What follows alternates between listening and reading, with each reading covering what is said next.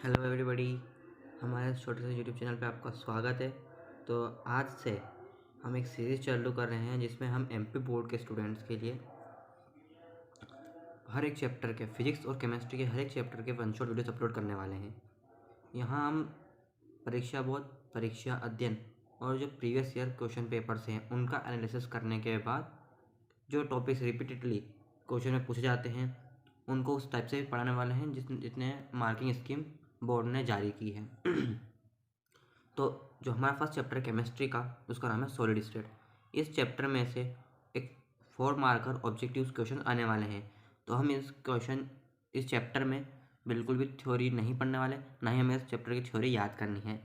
इस चैप्टर में हम सिर्फ टॉपिक्स पॉइंट्स को हाईलाइट कर रखा है हमने, जिसको आप पढ़ के उनके ऑब्जेक्टिव किस तरीके से बन सकते हैं आप समझ सकते हैं। तो हम इसका एक्सप्लेनेशन वीडियो करने वाले हैं इस पूरे चैप्टर का।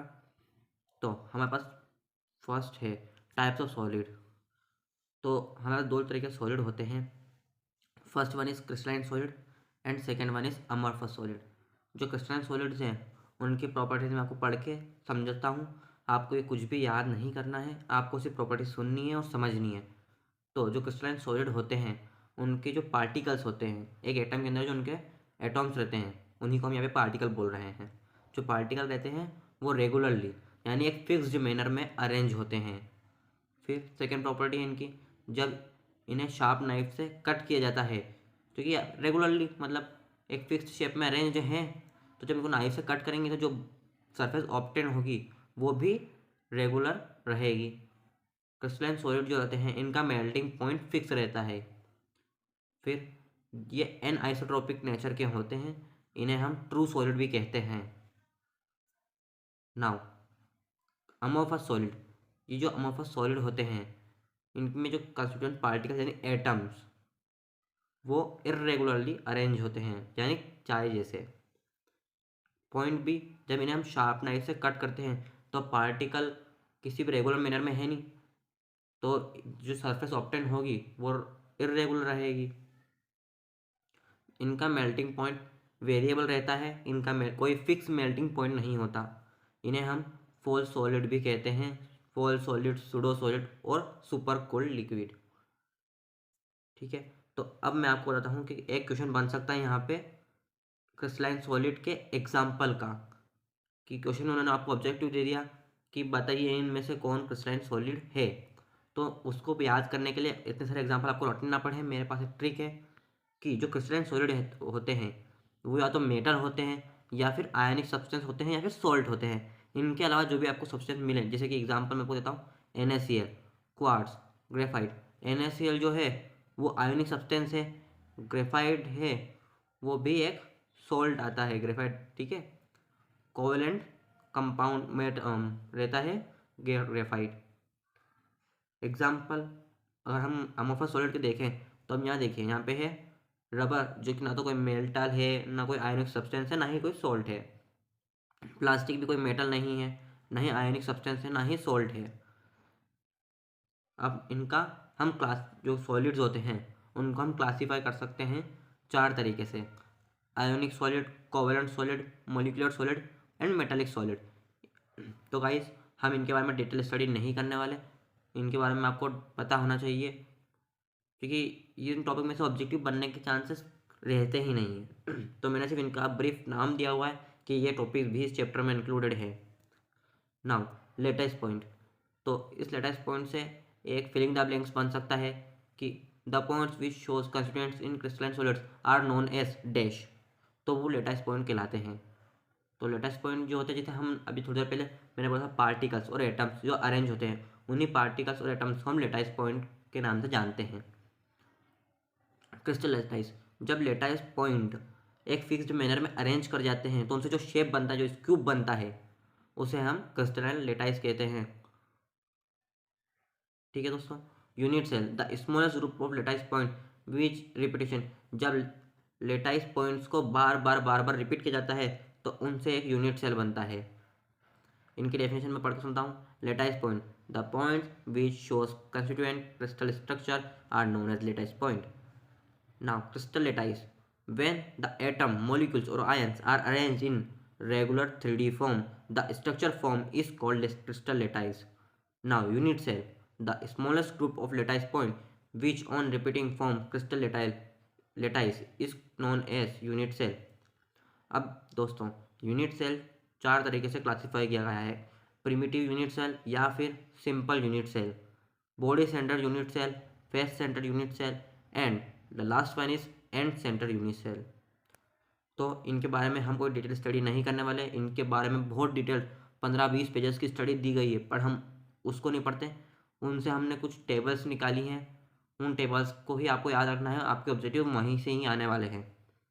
तो सिंपल क्यूबिक सेल, जो मैंने आपको ऊपर जो चार डायग्राम दिया हुआ है, उनमें उन सब की स्टडी के बाद ये कुछ की पॉइंट्स निकले हैं जिन्हें हमने effective number of unit cell में लिखा है। तो जो सिंपल क्यूबिक यूनिट सेल होता है उसका जेड इफेक्टिव होता है 1। आपको सिंपली बस डायरेक्टली याद रख लेना है कि सिंपल क्यूबिक यूनिट सेल का जेड इफेक्टिव होता है 1। बॉडी सेंटर्ड क्यूबिक सेल का जेड इफेक्टिव होता है 2। फेस सेंटर्ड क्यूबिक का जेड इफेक्टिव होता है 4 एंड सेंटर्ड यूनिट सेल का जेड इफेक्टिव होता है 2। अब जेड इफेक्टिव होता क्या है? तो जेड इफेक्टिव का मतलब है कि कितने नंबर ऑफ पार्टिकल्स उस क्रिस्टल के फॉर्मेशन में पार्टिसिपेट कर रहे हैं। सिंपल मैं एक एग्जाम्पल देता हूँ आपको कि आपके कमरे की जो दीवारें हैं उनके जो कोने जो रहते हैं, कॉर्नर पॉइंट्स, अगर वहाँ पे एक गेंद हो मान लीजिए, ठीक है, उस गेंद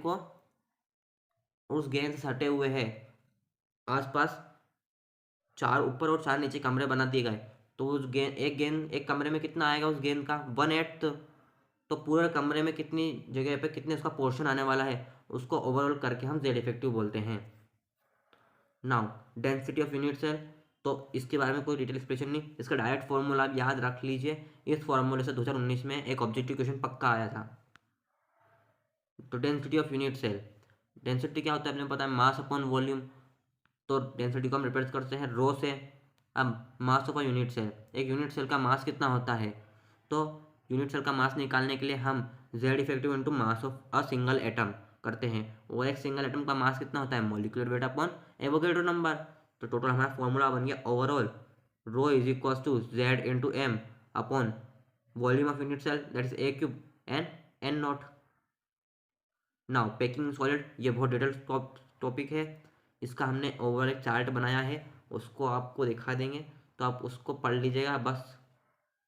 now coordination number, the number of constituents in contact with constituents, यानी एक एटम से कितने एटम्स अटैच हैं उसी को हम कोऑर्डिनेशन नंबर बोलते हैं। परसेंटेज पैकिंग इफिशियंसी, तो इसका भी आपको डायरेक्टली फॉर्मूला याद रखना है कि percentage P is equal to Z effective into volume of particles upon total volume of unit cells into 100। कि किसी भी इसका परसेंटेज निकालने के लिए हम उसमें क्या करते हैं 100 का मल्टीप्लाई।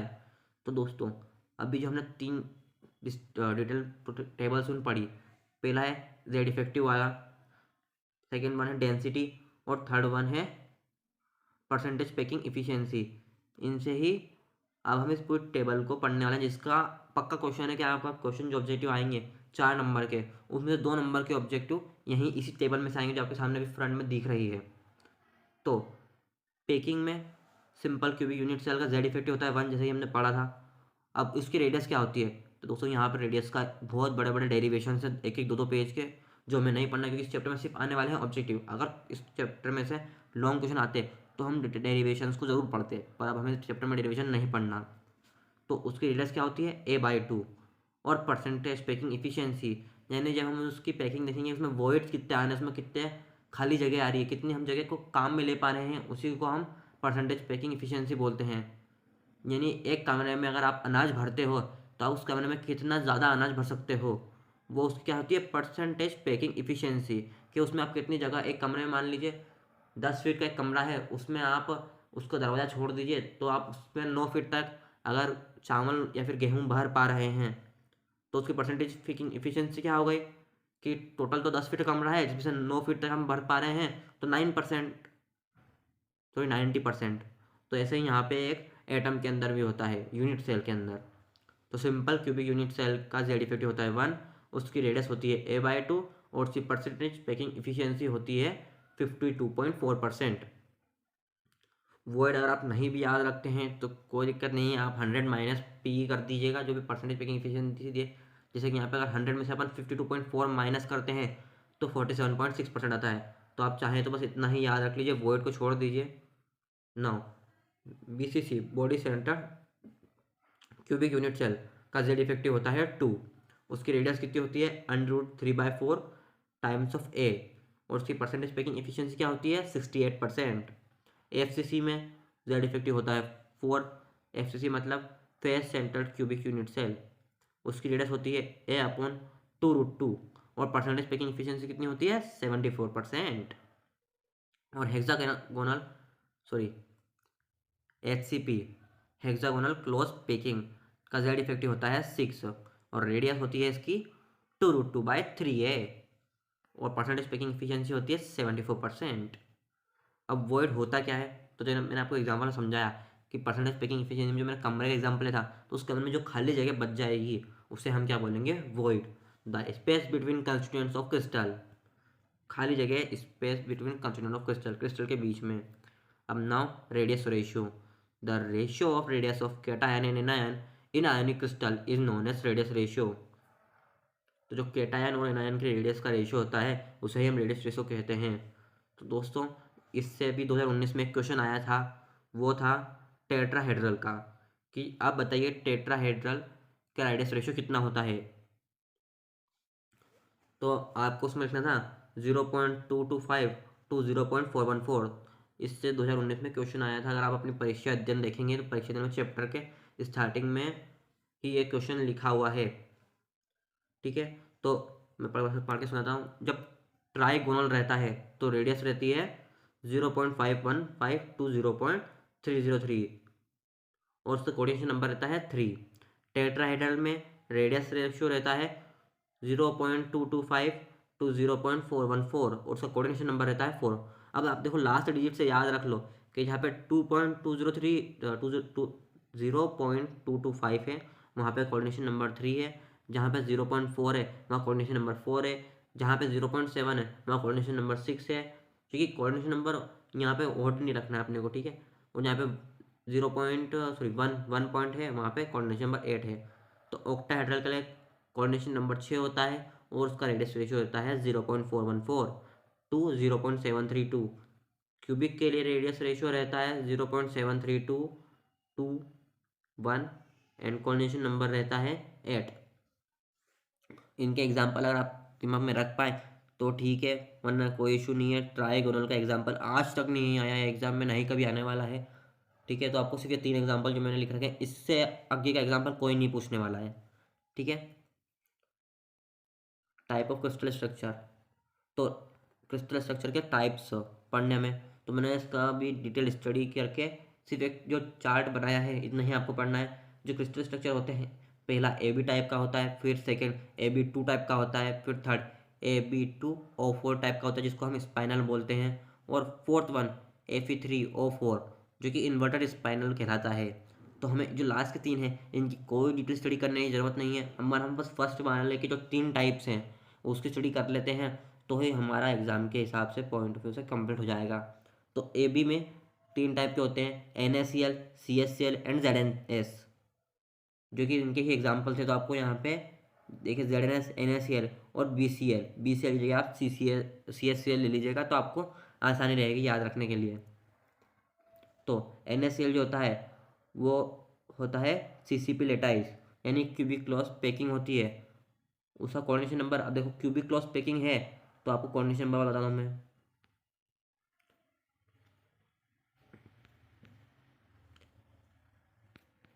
चलिए अभी मैं आपको बताता हूँ।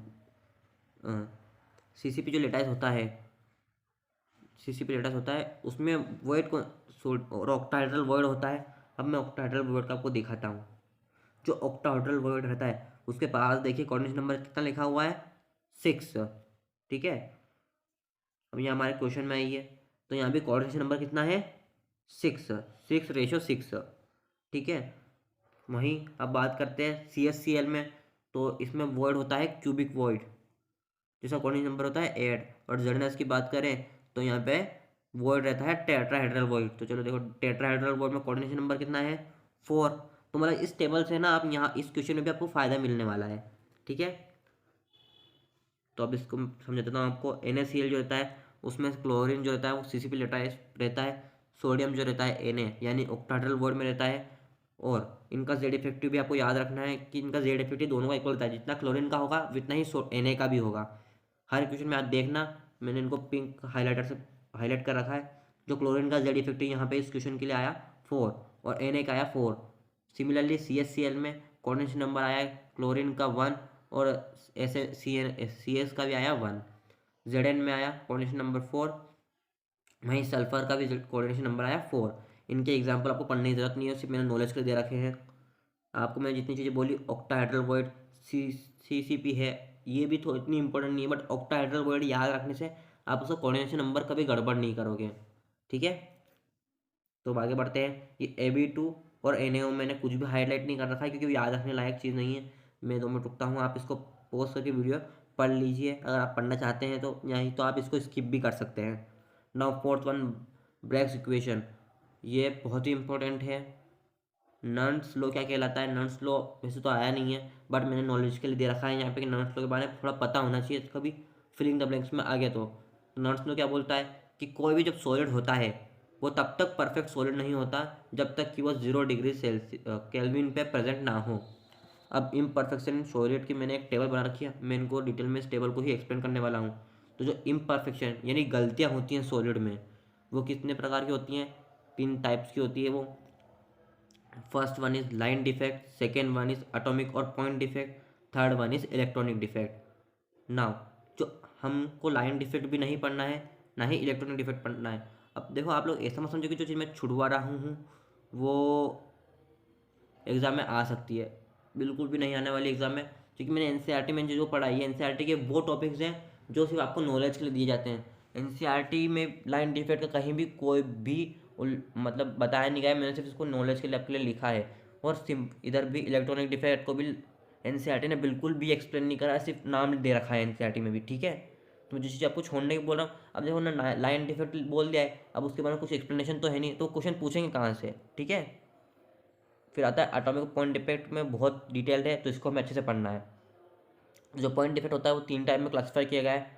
फर्स्ट वन इज स्टोइशियोमेट्री और इंट्रिंसिक डिफेक्ट या फिर thermodynamic defect. Second one is impurity defect and third one is non स्टोइशियोमेट्रिक defect. ये जो मैं डिफेक्ट बोल रहा हूँ इससे भी एक क्वेश्चन बनने का चांस रहता है, तो इसको अच्छे से ध्यान से सुनना। अगर आप तक अभी कुछ भी थोड़ा सा भी ऊपर नीचे हुआ है तो कोई दिक्कत नहीं है, बट यहाँ पे आपका फोकस कंसंट्रेशन पूरा रहना चाहिए। ठीक है, क्योंकि मैं अभी टेबल से फिर उसको एक्सप्लेन भी करने वाला हूँ इसको। स्टोइशियोमेट्री में रहता है vacancy defect, interstitial defect, Franklin defect और शॉर्ट की डिफेक्ट। और जो फ्रैंकल और शॉर्ट की डिफेक्ट है ये तो मोस्ट इंपॉर्टेंट है। ठीक है, इम्प्योरिटी में इनकोवेलेंट और इनआयोनिक, फिर नॉन स्टोइशियोमेट्री में मेटल डेफिशिएंसी डिफेक्ट और मेटल एक्सेस डिफेक्ट। ये भी 2 टाइप के क्लासीफाई किए हैं, जब एनायन की कमी होती है और जब केटायन एक्सेस हो जाता है। तो हम फर्स्ट वन पढ़ते हैं स्टोइशियोमेट्री डिफेक्ट। इसके टाइप देख लो आप। ठीक है, 4 टाइप्स हैं। तो स्टोइशियोमेट्री डिफेक्ट, इसको थोड़ा और, ठीक है। तो स्टोइशियोमेट्री डिफेक्ट क्या होता है? Defect that do not disturb or alter the stoichiometry of solid crystal. उस टाइप का डिफेक्ट जिस डिफेक्ट की वजह से किसी भी सॉलिड में उसकी स्टोइशियोमेट्री ना बिगड़े। ठीक है, तो इसके 4 टाइप्स हैं। वैकेंसी डिफेक्ट, जब when some crystal go outside the crystal size, यानी कि कोई भी एक कंपाउंड है उससे एक इलेक्ट्रॉन बाहर निकल गया। ठीक है, तो उसको हम बोलते हैं वैकेंसी डिफेक्ट। फिर second one is interstitial defect, जब कोई भी कंपाउंड में एक इलेक्ट्रॉन एक्स्ट्रा आ गया तो उसको इंटरस्टिशियल डिफेक्ट बोला जाता है। और वो जो इलेक्ट्रॉन आया है जाहिर सी बात है वो कहाँ रहेगा? जो खाली जगह है वहीं पे तो रहेगा। तो इंटरस्टिशियल वही जगह होती है खाली जगह। ठीक है, इंटरस्टिशियल का मतलब होता है खाली जगह। फ्रैंकल डिफेक्ट, यहाँ पे क्या होता है, जो कि केटायन जो होता है वो इंटरस्टिशियल स्पेस ऑक्यूपाई कर। यहाँ पे ध्यान से सुने, कोई एक्स्ट्रा केटायन नहीं आया, ना ही कोई एक्स्ट्रा एनायन आया। जो उस कंपाउंड का खुद का केटायन जो है वो उस खाली जगह को ऑक्यूपाई कर लेगा। यानी कि एक कमरे में गेहूं पड़े हुए हैं, तो जो गेहूं है उसको थोड़ा सा ऊपर चढ़ा दो तो वो जगह जो खाली जगह है उसको भी ऑक्यूपाई कर लेंगे, उसको बोलते हैं फ्रैंकल डिफेक्ट। तो मैंने यहाँ पे देखा है कि यहाँ पे क्या होता है, केटायन शिफ्ट हो जाता है, ठीक है। और फ्रैंकल डिफेक्ट के लिए एक पर्टिकुलर कंडीशन होती है कि जो एनायन जो होना चाहिए वो बड़ा होना चाहिए और केटायन जो होना चाहिए छोटा होना चाहिए। इसको याद रखने की छोटी सी ट्रिक है कि एनायन ए बड़ा लिख दो और सी छोटा लिख दो, ठीक है। तो ए सी, तो एनायन बड़ा होना चाहिए और केटायन कैसा होना चाहिए, छोटा। Shortcut defect, missing of equal number. Shortcut defect में क्या होता है कि अगर एक एनायन गया, अब जैसे वैकेंसी डिफेक्ट में क्या हुआ था कि कोई भी एक कॉन्स्टेंट पार्टी चला गया, ठीक है ना। पर शॉर्टकट डिफेक्ट में अगर एक एनायन गया है तो एक कैटायन भी जाएगा। ऐसा नहीं है कि एक कैटायन चला गया, सिर्फ एक कैटायन चला गया तो वैकेंसी डिफेक्ट, जबकि एक कैटायन और एक एनायन गए तो shortcut defect. Second one is impurity defect. तो इम्प्योरिटी डिफेक्ट दो टाइप्स के क्लासीफाई किए गए हैं। इन कोवेलेंट सॉलिड को हम डिटेल में नहीं पढ़ना चाहिए क्योंकि पढ़ने लायक टॉपिक है नहीं वो। जो कोवेलेंट सॉलिड, इतना याद रख लिया, कोवेलेंट सॉलिड का होता है एक डिफेक्ट, इम्प्योरिटी डिफेक्ट। फिर आता है आयोनिक सॉलिड का। तो आयोनिक सॉलिड में होता क्या है, मान लो कोई NaCl कंपाउंड है, देखो यहाँ पे दिख रहा है NaCl का। अगर उसके पास में मैं उसके ऊपर जो NaCl यानी सॉल्ट है उसके ऊपर अगर मैं स्ट्रोंशियम क्लोराइड को डालूंगा तो क्या करेगा, स्ट्रोंशियम जो है ना वो कहीं ना कहीं से एक आधे Na के मॉलिक्यूल को हटा देगा। तो Na में चार्ज कितना रहता है अपने पास, Na में पॉजिटिव चार्ज रहता है, जबकि स्ट्रोंशियम में चार्ज कितने होते हैं, +2। तो स्ट्रोंशियम क्या करेगा, Na के दो मॉलिक्यूल को निकाल देगा, क्योंकि कंपाउंड जो बनने वाला है उसकी इलेक्ट्रॉनिक जो रहती है वो तो मेंटेन रहनी चाहिए ना। इसलिए क्या करेगा, स्ट्रोंशियम जब सोडियम की जगह पे आएगा तो वह उस जगह पे आने के बाद इस कंपाउंड में से दो सोडियम के एटम्स को निकाल देगा, जिससे कि इलेक्ट्रिकल न्यूट्रलिटी भी मेंटेन होगी और इस कंपाउंड के अंदर स्ट्रोंशियम बेड आराम से रह पाएगा, ठीक है। जैसे दिख रहा है आपको यहाँ पे, जब स्ट्रोंशियम +2 आया तो उसने क्या करा, दो Na को यहाँ से निकाल दिया, ठीक है। अब नॉन स्टोइशियोमेट्रिक डिफेक्ट, जो नॉन स्टोइशियोमेट्रिक डिफेक्ट होते हैं ये दो टाइप के होते हैं, एक तो मेटल एक्सेस डिफेक्ट और second one is metal deficiency defect. तो जो मेटल एक्सेस और स्टोइशियोमेट्रिक डिफेक्ट में क्या होता है कि स्टोइशियोमेट्री चेंज हो जाती है, जबकि सॉरी नॉन स्टोइशियोमेट्रिक डिफेक्ट में होता है स्टोइशियोमेट्री चेंज हो जाती है, जबकि स्टोइशियोमेट्रिक डिफेक्ट में क्या होता है, स्टोइशियोमेट्री चेंज नहीं होती। देख सकते हो आप, स्टोइशियोमेट्रिक डिफेक्ट में स्टोइशियोमेट्री डिस्टर्ब नहीं होती, जबकि नॉन स्टोइशियोमेट्री में स्टोइशियोमेट्री चेंज हो जाती है। तो मेटल एक्सेस डिफेक्ट में क्या होगा पता है, या तो मेटल में मेटल ज़्यादा हो गया, मतलब मेटल एक्सेस डिफेक्ट का कहने का मतलब है कि मेटल ज़्यादा हो गया। मेटल ज़्यादा कब होगा, जब एनायन ज़्यादा होंगे या फिर केटायन कम होंगे। एनायन या तो ज़्यादा हो जाए ये केटायन कम हो जाए। तो मेटल एक्सेस डिफेक्ट में दो आते हैं, एक तो डेफिशिएंसी ऑफ एनायन, जो कि एनायन कम हो जाए तो सिंपल सी बात है, जब माइनस चार्ज कम हो जाएंगे तो प्लस चार्ज ज़्यादा हो जाएंगे, है ना। तो जब एनायन लीव कर जाएगा किसी भी कंपाउंड में से तो जो डिफेक्ट होगा वो कहलाएगा metal excess defect due to deficiency of anion. फिर इसी का सेकेंड टाइप, जब किसी भी कंपाउंड में मैं एक्स्ट्रा केटायन दे दूँ, यानी कि वो है से एक कंपाउंड है, अब पिछली बार वाले में क्या हुआ था कि एनायन चला गया था तो केटायन ज़्यादा हो गए थे। अब इसमें क्या होगा कि मैं इसको और कम केटायन दे दूँगा तो भी केटायन ज़्यादा ही होंगे, अगर मैं इसको और केटायन दे दूँगा तो भी इसमें केटायन का नंबर ज़्यादा हो जाएगा। तो ये होता है सेकेंड टाइप का। और फिर लास्ट वन जो होता है हमारा मेटल डेफिशिएंसी डिफेक्ट। तो ये जो मेटल डेफिशिएंसी डिफेक्ट रहता है ये किस वजह से होता है, ये वेरिएबल ऑक्सीडेशन स्टेट की वजह से होता है। सिर्फ तो जो हमारे पास मेटल डिफेक्ट होता है इसके सिवा आपको एग्जाम्पल याद रखना है, सिंगल एग्जाम्पल है Fe0.95O, ठीक है। सिर्फ यही एग्जाम्पल याद रखना है और कुछ याद रखने की जरूरत नहीं है। मेटल डेफिशिएंसी डिफेक्ट में क्या होता है, मेटल की कमी हो जाती है, ठीक है। तो गाइस थैंक यू अगर आपने इस वीडियो को लास्ट तक देखा है। अगर आप चैनल पर ऑब्वियस सी बात नहीं होंगे, चैनल मेरा अभी तो स्टार्ट ही हुआ है, तो चैनल को सब्सक्राइब कर देना, आपका सपोर्ट दिखाना। अगर वीडियो में कुछ भी गलती हो या फिर कुछ समझ में नहीं आया हो तो आप कमेंट सेक्शन में मेरे को बोल सकते हैं, ठीक है। मैं आपका कमेंट ज़रूर पढ़ूंगा, कुछ भी डाउट हो तो पूछ सकते हो।